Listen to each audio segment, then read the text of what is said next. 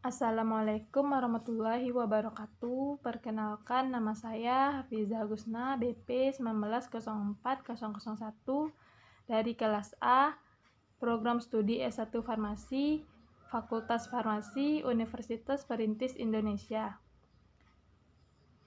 Pada kali ini, saya akan menjelaskan struktur dan ciri-ciri bakteri. Ciri-ciri bakteri. Bakteri merupakan organisme multiseluler, prokariot, atau tidak memiliki membran inti sel, umumnya tidak memiliki klorofil. Ukuran bakteri sangat kecil, antara 0,5 mikro. Habitat bakteri dapat tinggal di lingkungan yang keras, seperti air panas, kawah, dan gambut.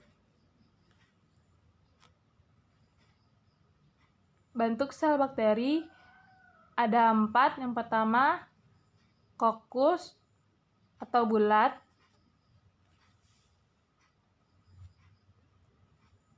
Kedua, basil atau batang. Ketiga, spirillum atau spiral.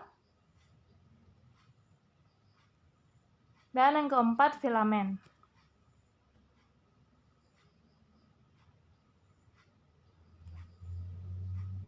Struktur sel bakteri terbagi menjadi 3 bagian. Yang pertama, dinding sel, 2, bagian internal, dan ketiga, bagian eksternal.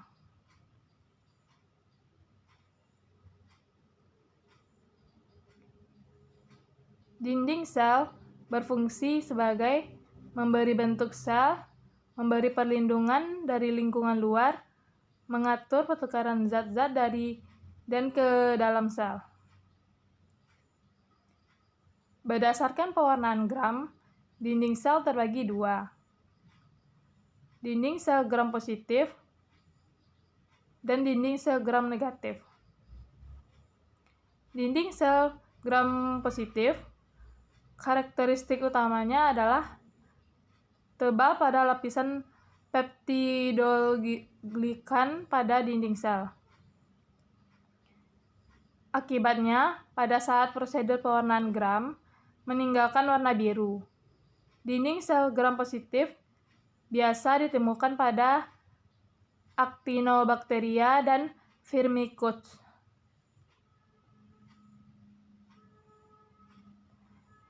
Yang kedua, dinding sel gram negatif. Dinding sel gram negatif memiliki lapisan peptidoglikan yang tipis. Hal ini menyebabkan lunturnya warna biru atau merah muda pada saat disiram etanol.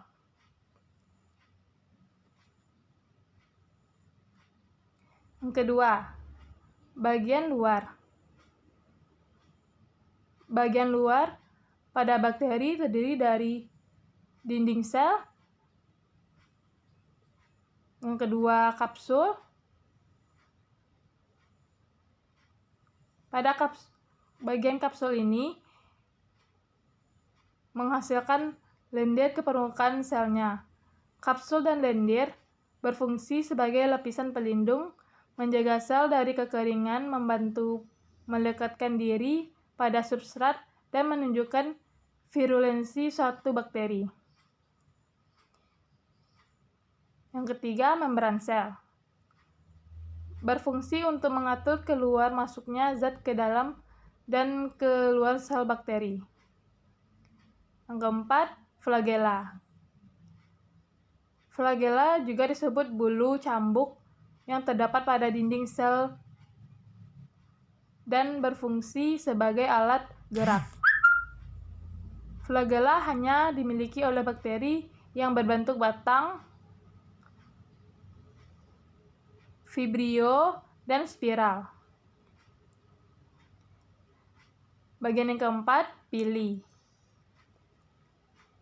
Pili merupakan rambut-rambut halus yang tumbuh dari dinding sel, ukurannya lebih pendek dan bentuknya kaku. Merupakan alat untuk menempel pada permukaan.